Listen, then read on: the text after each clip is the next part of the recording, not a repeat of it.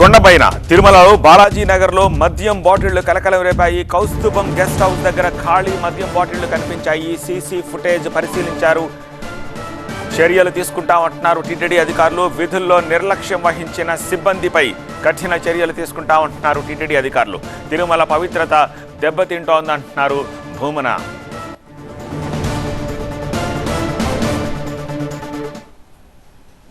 పదుల సంఖ్యలో అక్కడ మందు బాటిళ్లు, ఖాళీ మద్యం బాటిళ్లు దొరికినాయి అంటే నిఘా వ్యవస్థ ఎంత దారుణంగా ఉంది. కొండ మీద హైందవ ధర్మాన్ని కాపాడుతాము అని చెబుతున్నటువంటి వీళ్ళు రోజు అదే మాటే, మేము హైందవ ధర్మాన్ని కాపాడుతాం, మేము ధర్మాన్ని పరిరక్షిస్తాం, మేము తిరుమల యొక్క ఆధ్యాత్మికతను ఆకాశానికి తీసుకువెళ్తాం, ఇలాంటి మాటలు చెప్పటమే తప్ప ప్రతిరోజు ఏదో ఒక రకమైనటువంటి అపచారం జరుగుతూనే ఉన్నది. సాక్షాత్తు ఈరోజు కౌస్తుభం విశ్రాంతి గృహం పక్కన పోలీసు గెస్ట్ హౌస్ కు అతి సమీపంలో అక్కడ పదుల సంఖ్యలో మందు బాటిళ్లు, ఖాళీ మద్యం సీసాలు దొరికినాయి అంటే కొండ మీద అసలు ఏం జరుగుతున్నది?